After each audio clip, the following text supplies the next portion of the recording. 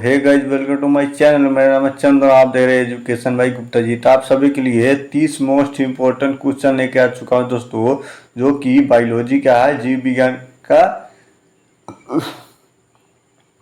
इसको आपको सही से नोट कर लेना है। अगर उससे पहले मेरे चैनल पर पहली बार आए तो मेरे चैनल को सब्सक्राइब और साथ में बेल आइकन दबा दिया, ताकि हमारा कोई भी नया वीडियो अपलोड हो दोस्तों तुरंत आप तक पहुंच जाए।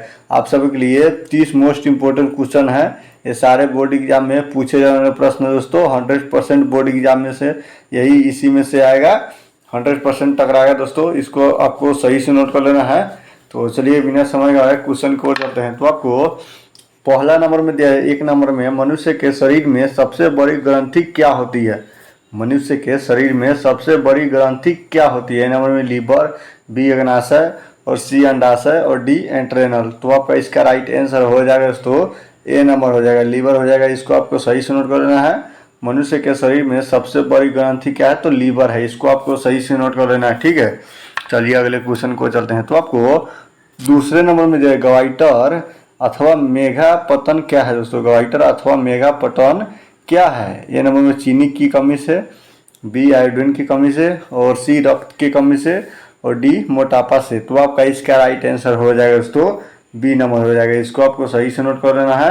आयोडीन की कमी से गवाइटर अथवा मेगा पतन होता है दोस्तों। इसको आपको सही से नोट कर लेना है, ठीक है। चलिए अगले क्वेश्चन को जाते हैं। तो आपको 3 नंबर में दिया है थायरॉक्सिन का स्रावन कहाँ से होता है दोस्तों? थायरॉक्सिन का स्रावन कहाँ से होता है? नंबर में थायराइड, बी यकृत और सी वृक्क और डी वृषण। तो आपका इसका राइट आंसर हो जाएगा दोस्तों ए नंबर हो जाएगा। इसको आपको सही से नोट कर लेना है, थायराइड हो जाएगा।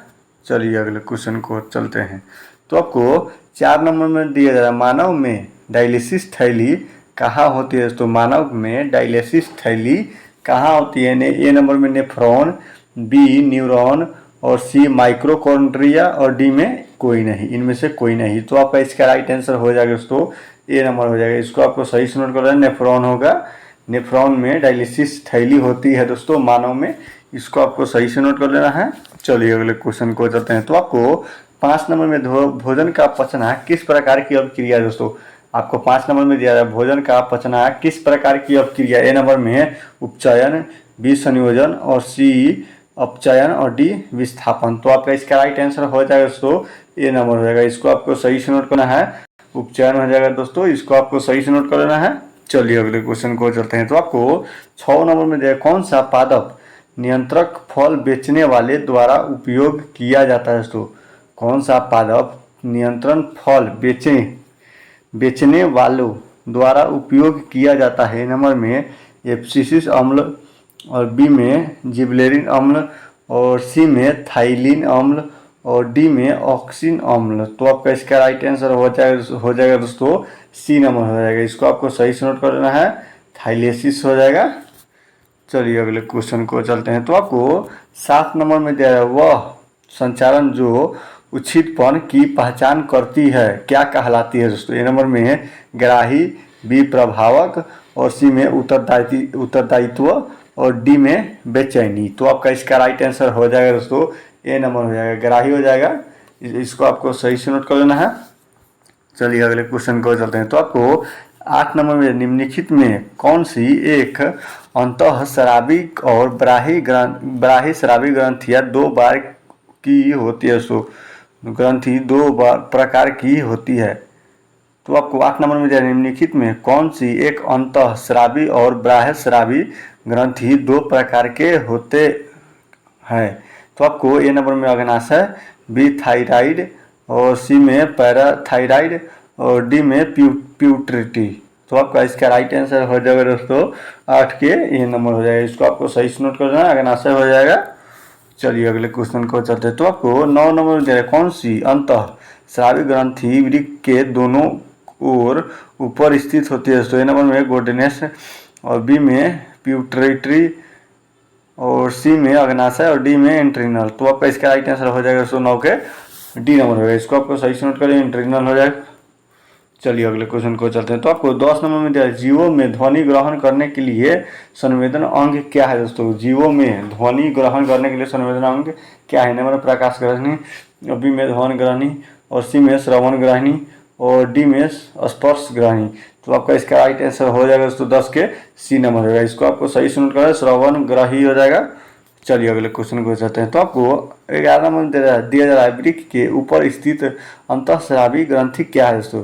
वृक्क के ऊपर स्थित अंतःस्रावी ग्रंथि क्या है? नंबर में पीयूष ग्रंथि, और बी में पिलियन ग्रंथि, और सी में अधिक वृक्क ग्रंथि, और डी में और टू। तो आपका राइट आंसर हो जाएगा दोस्तों सी नंबर होगा। इसको आपको सही से नोट करना, अधिक वृक्क ग्रंथि हो जाएगा। चलिए अगले क्वेश्चन को चलते हैं। तो आपको 12 नंबर में है, एड्रीनिल हार्मोन स्रावित होता है।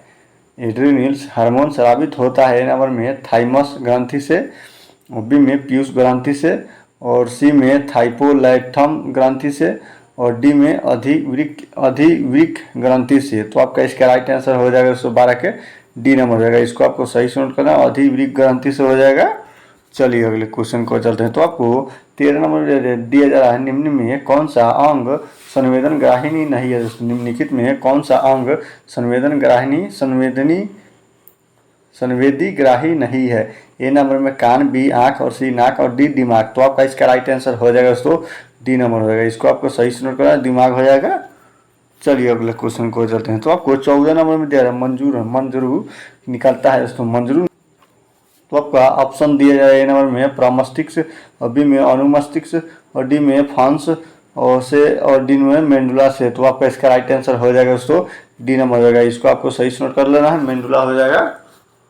चलिए अगले क्वेश्चन को चलते हैं। तो आपको 15 नंबर में दिया जा रहा है, निम्न में कौन गैसीय अथवा में अवस्था में पाया जाता है दोस्तों? निम्न में कौन गैसीय अवस्था में पाया जाता है? नंबर में जिबरेलिन, बी ऑक्सीजन, और सी में थाइलिन, और डी में एक्सिसिक अम्ल, और डी में एब्सिसिक अम्ल। तो आपका इसका राइट आंसर हो जाएगा दोस्तों सी नंबर होगा दोस्तों। इसको आपको सही से नोट करना, थाइलिन हो जाएगा।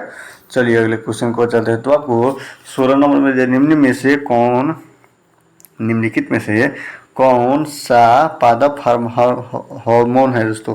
निम्नलिखित में से कौन सा पादप हार्मोन है? नंबर में इंसुलिन, बी में थायरॉक्सिन, और सी में एंड्रोजन, और डी में साइटोकिनिन। तो आपका इसका राइट आंसर हो जाएगा दोस्तों 16 का डी नंबर होगा। इसको आपको सही से नोट करना, साइटोकाइनिन हो जाएगा।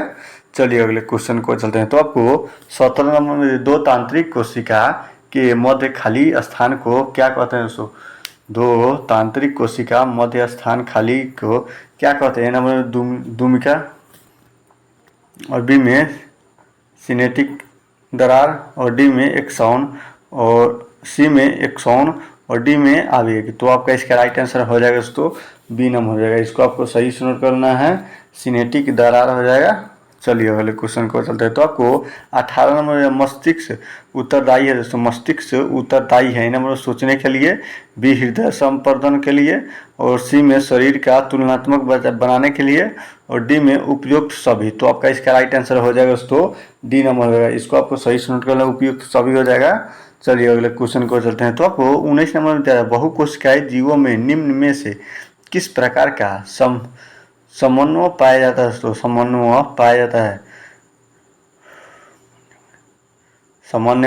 जाता है। नंबर में रासायनिक समन्वय, और बी में तंत्रिका समन्वय, और सी में उपयुक्त दोनों, और डी में इनमें से कोई नहीं। तो आपका इसका राइट आंसर हो जाएगा दोस्तों सी नंबर होगा, उपयुक्त दोनों हो जाएगा। चलिए अगले क्वेश्चन को चलते हैं। तो आपको 20 नंबर में दिया, तंत्रिका कोशिकाएं कितने प्रकार के होते हैं दोस्तों? तंत्रिका कोशिकाएं कितने प्रकार के होते हैं? नंबर में 1, बी 2, और सी 3, और डी 4। तो आपका इसका राइट आंसर हो जाएगा दोस्तों सी नंबर होगा। 3 प्रकार के होते हैं दोस्तों। इसको आपको सही से नोट कर लेना है। चलिए अगले क्वेश्चन को चलता है। प्रतिवर्ती चाप कहाँ बनते हैं दोस्तों? प्रतिवर्ती चाप कहाँ बनते हैं? नंबर में मेरुरज्जु, और बी में मस्तिष्क में, और सी में पेशी ऊतक में, और डी में इनमें से कोई नहीं। तो आपका इसका राइट आंसर हो जाएगा दोस्तों ए नंबर हो जाएगा। इसको आपको सही से नोट करना है, मेरुरज्जु हो जाएगा। चलिए अगले क्वेश्चन को चलते हैं। तो आपको 22 नंबर में दिया, शरीर में प्रजनन नियंत्रण ग्रंथि किसमें पाया जाता है कहा जाता है दोस्तों? शरीर में प्रधान नियंत्रक ग्रंथि किसे कहा जाता है? नंबर जनन ग्रंथि, और बी में पीयूष ग्रंथि, और सी में थायरॉक्स ग्रंथि, और डी में इनमें से कोई नहीं। तो आपका इसका राइट आंसर हो जाएगा बी नंबर हो जाएगा, पीयूष ग्रंथि हो जाएगा।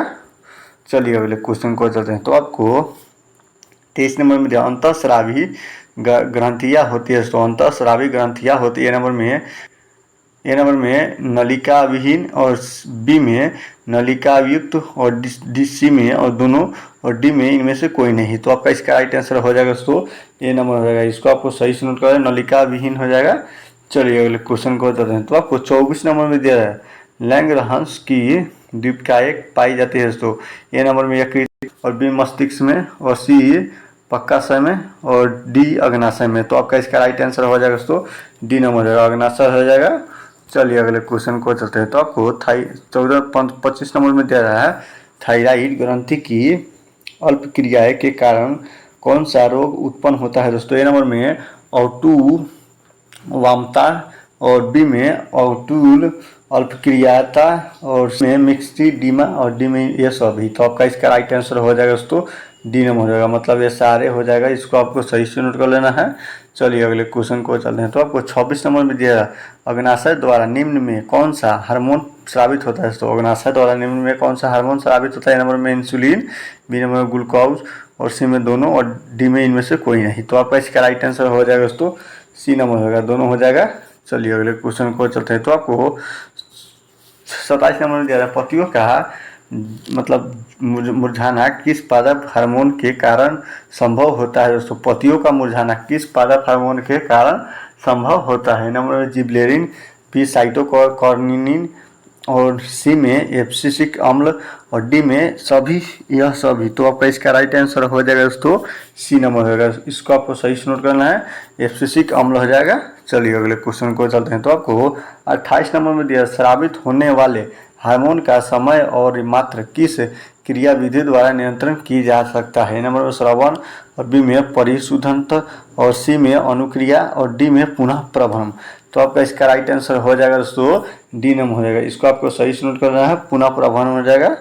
चलिए अगले क्वेश्चन को चलते हैं। तो आपको 29 नंबर आपको दिया है जोर का अधोगामी वृद्धि है। ए नंबर में दिया जाने में प्रकाश अनुवर्तन और बी में गुरु अनुवर्तन और सी में जल अनुवर्तन और डी में रसायनानुवर्तन। तो आपका इसका राइट आंसर हो जाएगा दोस्तों बी नंबर हो जाएगा। इसको आपको सही से नोट करना है, गुरु तत्वानुवर्तन हो जाएगा।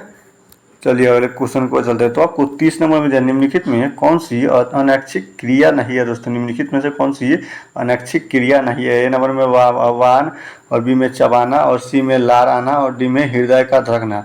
तो आपका इसका राइट आंसर हो जाएगा दोस्तों 30 के बी नंबर हो जाएगा। इसको आपको सही से नोट करना है, चबाना हो जाएगा। उम्मीद करता हूँ कि वीडियो आप लोगों को अच्छा लगा तो वीडियो को लाइक और चैनल को सब्सक्राइब। तब तक लीजिए, जय हिंद, जय भारत।